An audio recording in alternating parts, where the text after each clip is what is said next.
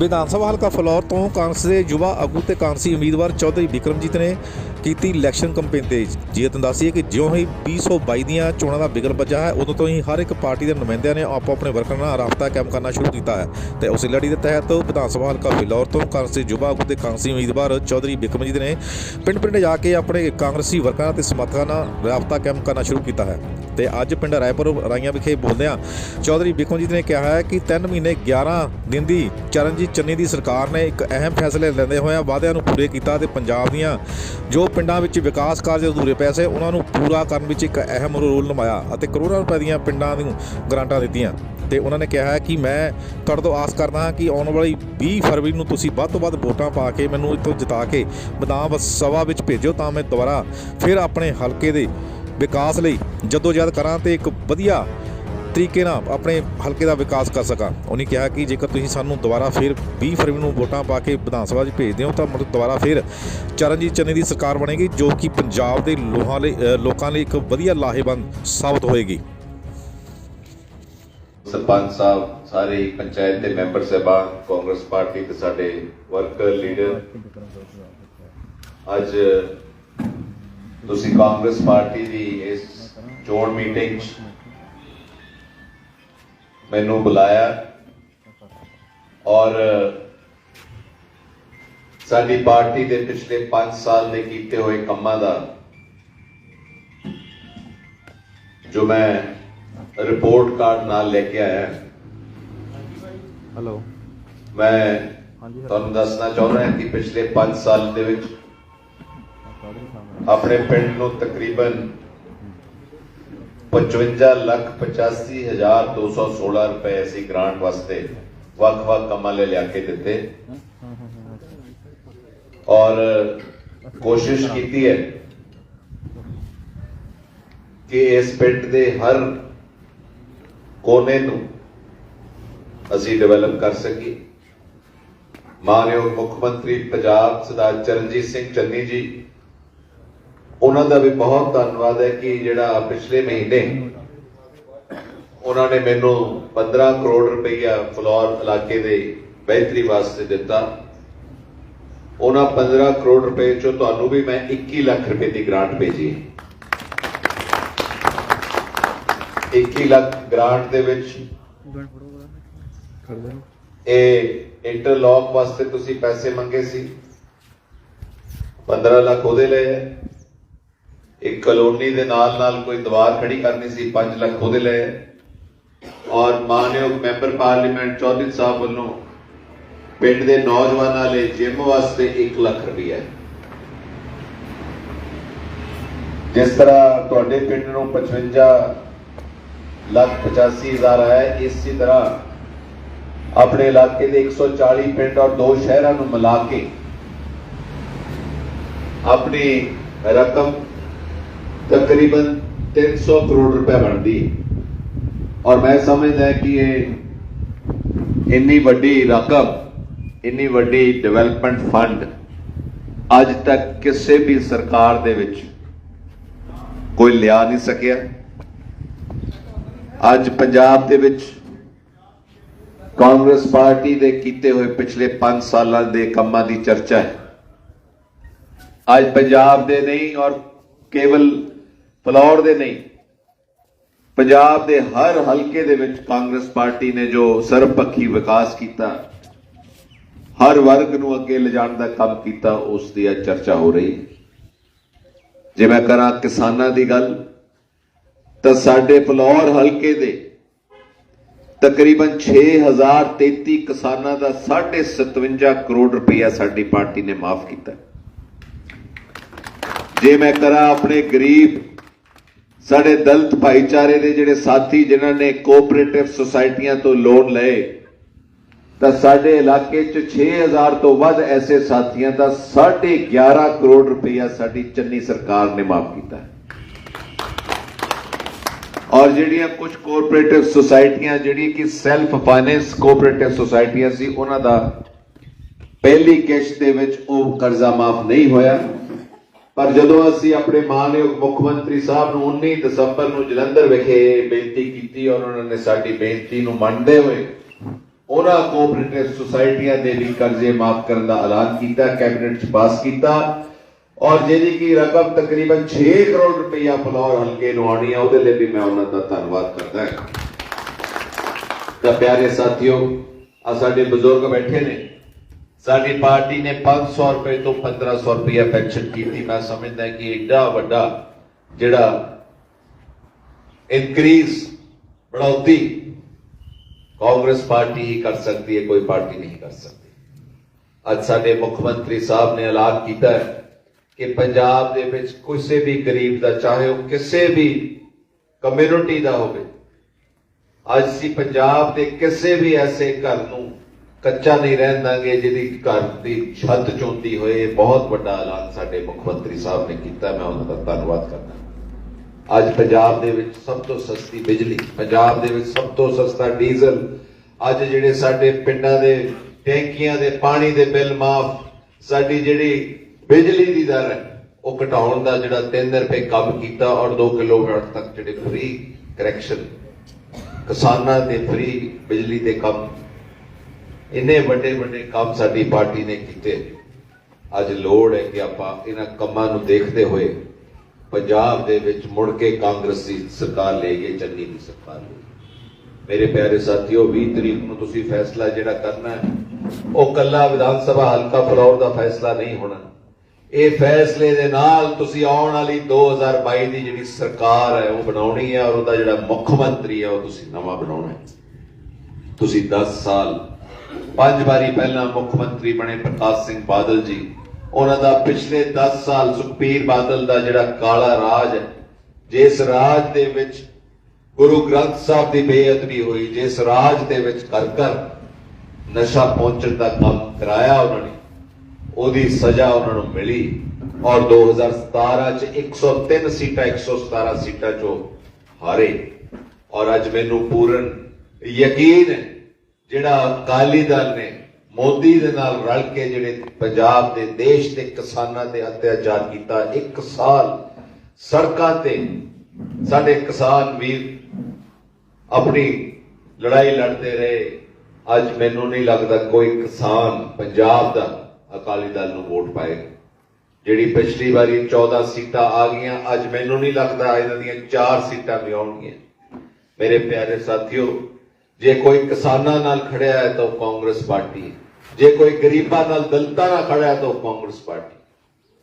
अज पंजाब दे इतिहास दे विच साडी कौमी प्रधान श्रीमती सोनिया गांधी जी ने एक बहुत बड़ा फैसला साडे गरीब भाईचारे लिए, दलित भाईचारे लिए कीता है कि अज पंजाब दे विच पहला दलित मुख्यमंत्री, पहला एक गुरु रविदास नाम लेवा मुख्यमंत्री सरदार चरणजीत सिंह चन्नी नूं बनाया है। और मैं समझदा कि सरदार चरणजीत सिंह चन्नी दे नाल बढ़न दे नाल अज पंजाब दे विच जिहड़ा साडा गरीब भाईचारा है, चाहे वह किसी भी कौम का होवे, अज उसकी आवाज बढ़न का काम सरदार चरणजीत सिंह चन्नी ने किया। बहुत मुश्किल राह सी एक महाराजे नूं ला के एक दलित नूं, एक आम साधारण परिवार तो आए लीडर ਨੂੰ मुख्यमंत्री बनाना। मैं बहुत ही धन्यवाद करता श्रीमती सोनिया गांधी जी का जिन्होंने यह काम किया। 20 तरीक ਨੂੰ ਤੁਸੀਂ ਵੋਟਾਂ ਪਾਉਣ ਜਾ ਰਹੇ, 20 ਤਰੀਕ ਨੂੰ ਜਿਹੜੀਆਂ ਵੋਟਾਂ ਪਾਉਣੀਆਂ ਤੁਹਾਡੇ ਕੋਲ 3 ਵੱਡੀਆਂ ਆਪਸ਼ਨਾਂ ਨੇ। ਇੱਕ ਆਪਸ਼ਨ ਹੈ ਵੀ ਜੇ ਪੰਜਾਬ ਦੇ ਵਿੱਚ ਦੁਬਾਰਾ ਚਿੱਟੇ ਦਾ ਰਾਜ ਲਿਆਉਣਾ ਹੈ, ਜੇ ਪੰਜਾਬ ਦੇ ਵਿੱਚ ਫੇਰ ਬੇਅਦਬੀਆਂ ਕਰਾਉਣੀਆਂ ਤਾਂ ਪ੍ਰਕਾਸ਼ ਸਿੰਘ ਬਾਦਲ ਦੀ ਪਾਰਟੀ ਸ਼੍ਰੋਮਣੀ ਅਕਾਲੀ ਦਲ ਹੈ। ਜੇ ਪੰਜਾਬ ਦੇ ਵਿੱਚ ਤੁਸੀਂ ਬਾਹਰੋਂ ਆਏ, ਪੰਜਾਬ ਨੂੰ ਲੁੱਟਣ ਆਏ, ਦਿੱਲੀੋਂ ਲੁੱਟਣ ਆਏ ਕੇਜਰੀਵਾਲ ਵਰਗੇ, ਔਰ ਉਹਨਾਂ ਦੇ ਜਿਹੜਾ ਮੁੱਖ ਮੰਤਰੀ ਦਾ ਉਮੀਦਵਾਰ ਹੈ ਜਿਹੜਾ ਗੁਰੂ ਗ੍ਰੰਥ ਸਾਹਿਬ ਦੀ ਹਾਜ਼ਰੀ 'ਚ ਸ਼ਰਾਬ ਪੀ ਕੇ ਜਾਂਦਾ ਹੈ, ਜਿਹੜਾ ਪਾਰਲੀਮੈਂਟ 'ਚ ਸ਼ਰਾਬ ਪੀ ਕੇ ਜਾਂਦਾ ਹੈ, ਜਿਹਦਾ ਨਾਲ ਦਾ MP ਉਹਦੀ ਪਾਰਟੀ ਦਾ ਪਾਰਲੀਮੈਂਟ 'ਚ ਉਹਦੇ ਨਾਲ ਬੈਠਣ ਤੋਂ ਇਨਕਾਰ ਕਰਦਾ ਹੈ ਕਿ ਇਹ ਸ਼ਰਾਬ ਪੀ ਕੇ ਆਇਆ ਹੈ, ਐਸੇ ਸ਼ਖਸ ਨੂੰ ਜੇ ਤੁਸੀਂ वोटा पाने आम आदमी तो ऐसा शख्स जो पंजाब का मुख्यमंत्री बन गया तो मैं समझदा पंजाब तबाह हो जाए। तीसरा विकल्प तुहाडे कोल है ऐसा आदमी जिन्हें 100 दिन 100 काम करके दिखाए और उन्हें अपील की कि जे साथियों तुसीं मैनूं 5 साल दे दिओ तो मैं पंजाब नूं पहले नंबर ते डेवलपमेंट च ले जाऊंगा। पंजाब चो मैं नशा मुक्त कर दूंगा। पंजाब दे विच मैं गरीबी हटाउण दा काम करूंगा। पंजाब दे हर गरीब हर किसान दी मैं आवाज बनूंगा। तां तुहाडे कोल विकल्प सरदार चरणजीत सिंह चन्नी।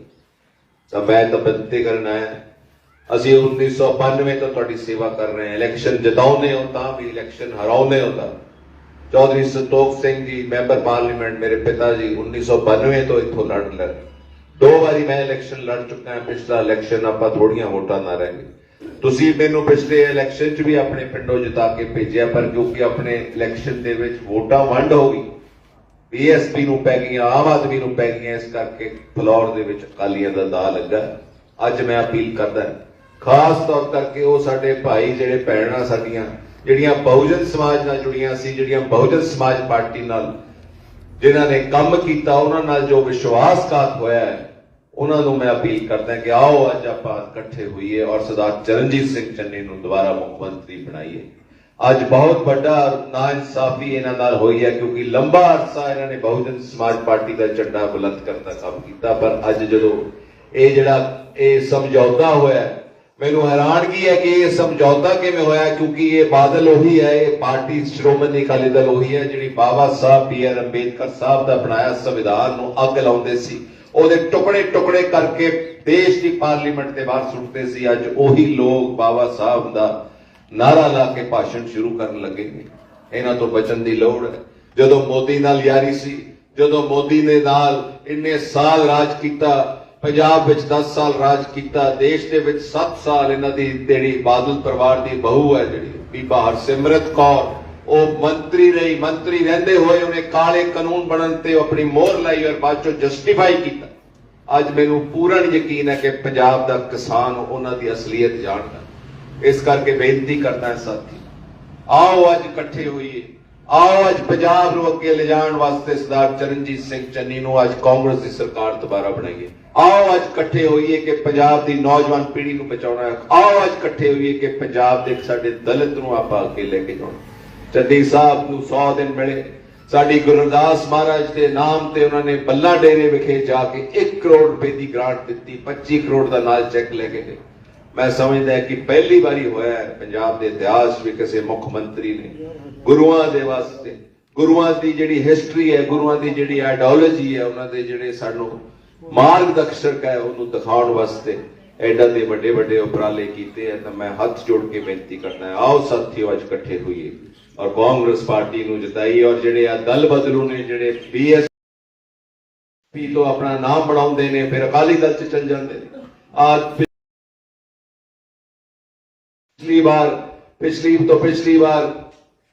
BSP ਤੋਂ ਇਲੈਕਸ਼ਨ ਲੜੇ, ਫਿਰ ਅਕਾਲੀ ਦਲ 'ਚ ਜਾ ਕੇ MLA ਬਣ ਗਏ। ਆ ਤੁਹਾਡੇ ਪਿੱਛੇ ਆ ਪਿੰਡ ਹੈ ਸਰੂਪ ਸਿੰਘ ਕਟਿਆਣਾ ਜੀ, 35,000 ਵੋਟ ਆਪਣੇ ਇਲਾਕੇ 'ਚੋਂ ਪੈ ਗਈ। 35 ਦਿਨ ਇਲੈਕਸ਼ਨ ਤੋਂ ਬਾਅਦ ਟਿਕੇ ਨਹੀਂ। ਅੱਜ ਦਰਿਆਓ ਪਾਰ ਬੈਂਸਾਂ ਦੀ ਪਾਰਟੀ ਨਾਲ ਜੁੜ ਗਏ, ਜਿਹੜੇ ਬਹਿਸ ਆਪਣੀ ਜ਼ਮਾਨਤਾਂ ਕਰਾਉਂਦੇ ਫਿਰਦੇ ਨੇ ਔਰ ਜ਼ਮਾਨਤਾਂ ਵੀ ਬਲਾਤਕਾਰ ਦੀਆਂ ਨੇ, ਕੋਈ ਛੋਟਾ ਮੋਟਾ ਕ੍ਰਾਈਮ ਨਹੀਂ। ਅੱਜ ਪੰਜਾਬ ਦੇ ਵਿੱਚ ਜਿਹੜਾ ਸੁਖਬੀਰ ਬਾਦਲ ਦੇ ਰਾਜ ਦੇ ਵਿੱਚ ਚਿੱਟਾ ਵਿਕਿਆ, ਜਿਹੜਾ ਭੋਲਾ ਵਰਗਾ ਜਿਹੜਾ ਡਰੱਗ ਰੈਕਟ ਹੋਇਆ, ਜਿਹਦੇ ਵਿੱਚ ਵਿਕਰਮ ਮਜੀਠੀਆ 31 ਤਰੀਕ ਨੂੰ ਆਪਣੀ ਜਾਨ ਬਚਾਉਂਦਾ ਫਿਰਦਾ ਹੈ, ਅੱਜ ਉਹਦਾ ਜਿਹੜਾ ਖਮਿਆਜਾ ਅਕਾਲੀ ਦਲ ਨੇ ਭੁਗਤਦਾ ਹੈ। ਔਰ ਇਹਨਾਂ ਦੇ ਨਾਲ ਇਹਨਾਂ ਦੀ ਪਾਰਟੀ ਦੇ ਵਿੱਚ 5 ਵਾਰੀ ਇੱਥੋਂ MLA ਰਿਹਾ ਪਿਛਲਾ ਸਰਵਣ ਸਿੰਘ ਫਲੌਰ, ਉਹਦਾ ਮੁੰਡਾ ਦਮਨਵੀਰ ਸਿੰਘ, ਉਹਨਾਂ ਨੇ ਵੀ ਜੇਲ੍ਹਾਂ 'ਚ ਜਾਣਾ, ਕਿਉਂਕਿ ਉਸ ਕੜੀ ਦੇ ਵਿੱਚ ਉਹਨਾਂ ਨੇ ਵੀ ਅੰਦਰ ਫਿੱਟ ਹੋਣਾ, ਕਿਉਂਕਿ ਭੋਲੇ ਦੀ ਜਿਹੜੀ ਹਲਫੀਆ ਬਿਆਨ ਹੈ ਉਹਦੇ 'ਚ ਉਹਨੇ ਦੱਸਿਆ ਕਿ ਦਮਨਵੀਰ ਦੇ ਰਾਹੀਂ ਜਿਹੜੀਆਂ ਦਵਾਈਆਂ ਆ, ਦਵਾਈਆਂ ਤੋਂ ਨਸ਼ੀਲੇ ਪਦਾਰਥ ਬਣਾ ਕੇ ਲੋਕਾਂ ਦੇ ਘਰ ਤੱਕ ਪਹੁੰਚਾਉਣ ਦਾ ਕੰਮ ਪਿਛਲੇ ਅਕਾਲੀ ਦਲ ਸਰਕਾਰ 'ਚ ਹੋਇਆ। ਤਾਂ ਹੀ ਉਹਨਾਂ ਨੂੰ ਜੇਲ੍ਹ ਮੰਤਰਾਲੇ ਛੱਡਣਾ ਪਿਆ, ਕਿਉਂਕਿ ਜੇਲ੍ਹਾਂ ਤੱਕ ਇਹਨਾਂ ਨੇ, ਇਸ ਮੁੰਡੇ ਨੇ ਜੇਲ੍ਹਾਂ ਤੱਕ ਇਹਨੇ ਨਸ਼ਾ ਪਹੁੰਚਾਉਣ ਦਾ ਕੰਮ ਕੀਤਾ।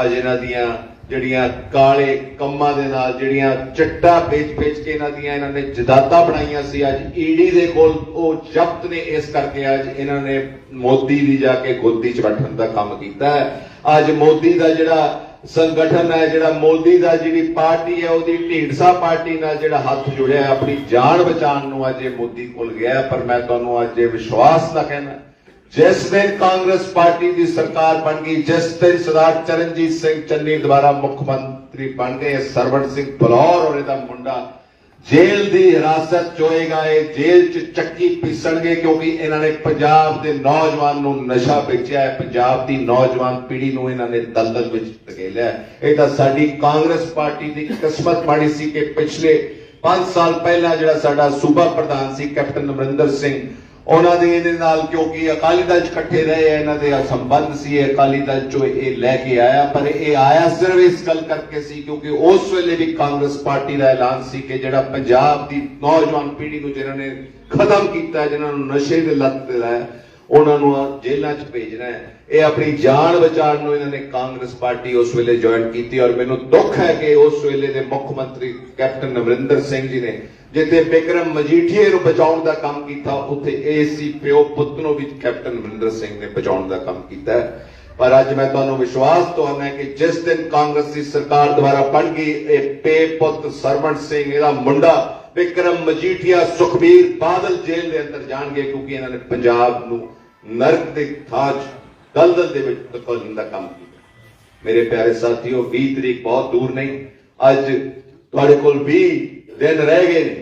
ਆਓ ਅੱਜ ਆਪਾਂ ਇੱਕ ਕੇਕ ਕਰਕੇ ਇਕੱਠੇ ਹੋ ਕੇ ਆਪਾਂ ਇਹ ਪ੍ਰਣ ਕਰੀਏ ਕਿ ਆਉਣ ਵਾਲੀ 20 ਤਰੀਕ ਨੂੰ ਕਾਂਗਰਸ ਨੂੰ ਮਜ਼ਬੂਤ ਕਰਨਾ ਹੈ, ਸੋਨੀਆ ਗਾਂਧੀ ਦੀ ਝੋਲੀ 'ਚ ਇਹ ਸੀਟ ਜਿੱਤ ਕੇ ਪਾਉਣੀ ਹੈ ਔਰ ਸਰਦਾਰ ਚਰਨਜੀਤ ਸਿੰਘ ਚੰਨੀ ਨੂੰ ਦੁਬਾਰਾ ਮੁੱਖ ਮੰਤਰੀ ਬਣਾਉਣਾ।